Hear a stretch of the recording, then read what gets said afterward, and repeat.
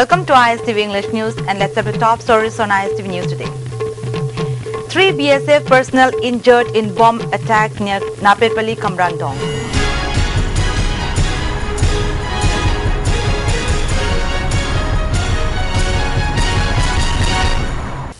Now the news in detail. 3 BSF personnel sustained injuries when a bomb planted by unknown insurgents blasted near Napetpally, Kamrantong under Lamlai police station around 6:45 am today. According to reports curled from the spot, a team of BSF personnel of E Company 42 BSF attached to Lamlai police station was coming toward Napetpally as ROP duty as usual. When the BSF personnel reached near Kamrantong, 2 bombs exploded, injuring the 3 personnel. One of the 2 bombs was planted by unknown persons and the other was picked up and being carried by a dog of the BSF personnel in its mouth from beneath the Kamran bridge. The injured personnel have been identified as SI J. Bhagawan, Constable Sunam Ghosh and Constable Ghorilal Yadav. Top brass of Manipur Police, bomb experts and team of Assam Rifles came to the spot and inspected the site of blast. The bomb squad also reached search for further bomb there. On the other hand, minutes after the blast, troops of Assam Rifles detained 13 persons who were at the DZR Velocity oil pump located near the site of the blast and verified their identity one by one.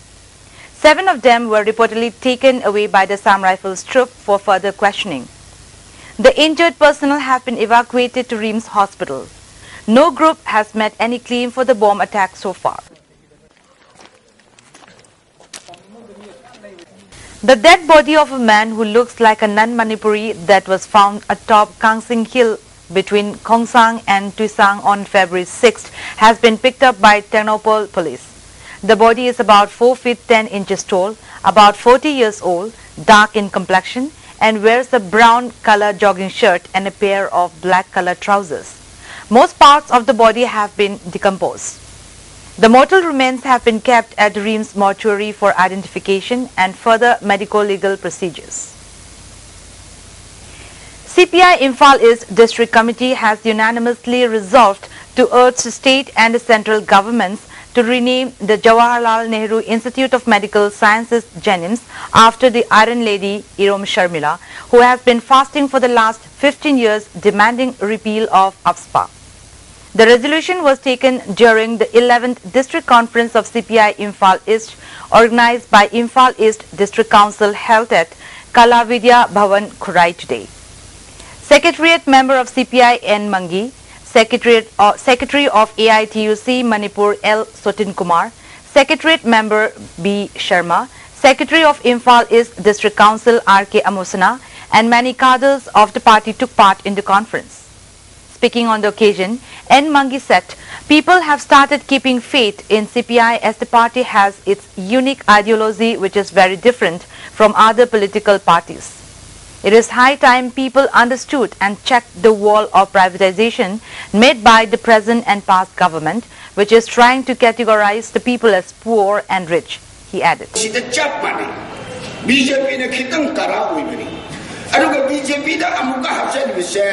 Congress corruption,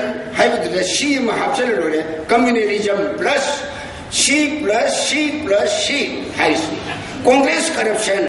Talking to the ISTV News, Secretary CPI Imphal East District Council R.K. Amusana said that the conference has resolved unanimously to urge the government to reconstruct the long-neglected Lamlong market, take up various developmental works in Imphal East District, and rename JNIMS after Irom Chanu Sharmila's name.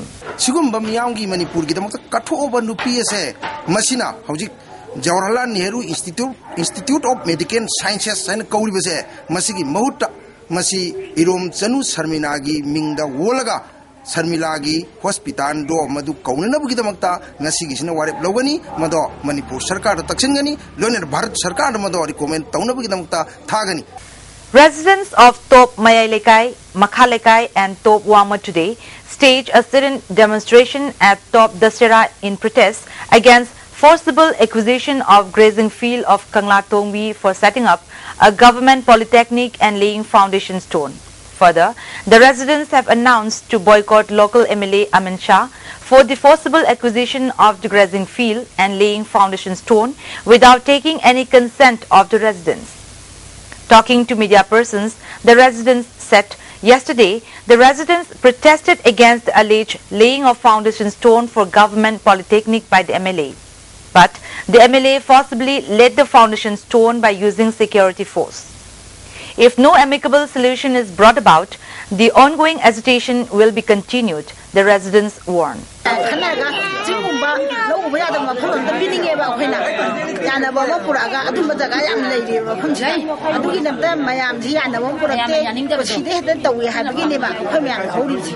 Now the national and international news.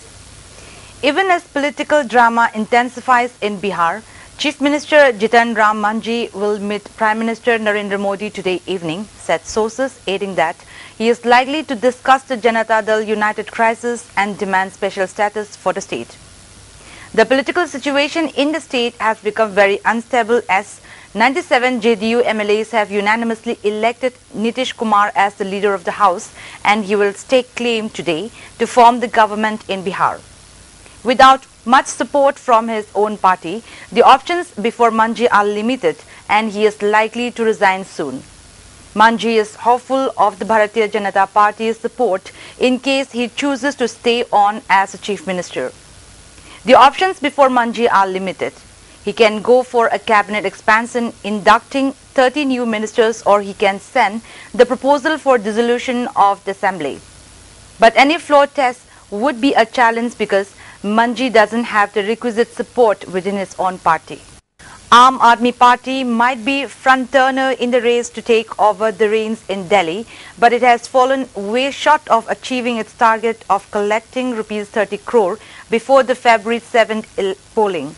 With around rupees 18 crore in its kitty, AAP has fallen short of its target of collecting rupees 30 crore before the elections, despite employing a number of innovative initiatives like fundraiser dinners, coffee with Kejriwal, and selfie with Muffler Man. As the AAP senses victory, the BJP's CM candidate Kiran Bedi came on record to say, "Win or lose, she takes responsibility for the party's performance in the Delhi elections." Trends show a landslide victory for AAP, said Yogendra Yadav. The first meeting of the Governing Council of Niti Aayog is underway in New Delhi. Prime Minister Narendra Modi is chairing the meeting. During the meeting, Mr. Modi will seek views of chief ministers and lieutenant governors on the Union Budget 2015-16 flagship schemes and infrastructure projects like rail and roads to put the economy on high growth trajectory. The meeting is expected to provide suggestions on setting up efficient processes and mechanisms for interaction between the centre and states, as also between NITI and other stakeholders, to ensure synergy between different levels of government for a shared national development framework. The states have also been requested to give suggestions to make a success of the new central initiatives like Swachh Bharat and Make in India. Finance Minister Arun Jaitley, Home Minister Rajnath Singh, Railway Minister Suresh Prabhu, Road Transport and Highways Minister Nitin Gadkari, Agriculture Minister Radha Mohan Singh are also present in the meeting.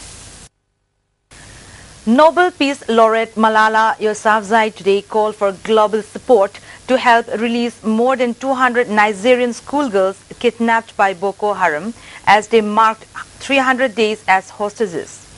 As we mark this tragic 300th day of captivity for hundreds of kidnapped Nigerian schoolgirls, I call on people everywhere to join me in demanding urgent action to free these heroic girls, she said. Boko Haram fighters seized 276 teenagers from the government girls' secondary school in the remote town of Chibok in Borno State, northeast Nigeria, on the evening of April 14th last year. 57 managed to escape, but 219 are still being held, despite military claims that they had been located but that a rescue operation was too fraught with danger to be conducted. The girls' abduction and subsequent claims from Boko Haram leader Abu Bakr Sekau that they have been forcibly converted to Islam or method of sparked global outrage. Now the top stories once again. 3 BSF personnel injured in bomb attack near Napitpally, Kambrantong. That's all for now, and keep watching ISTV News Update.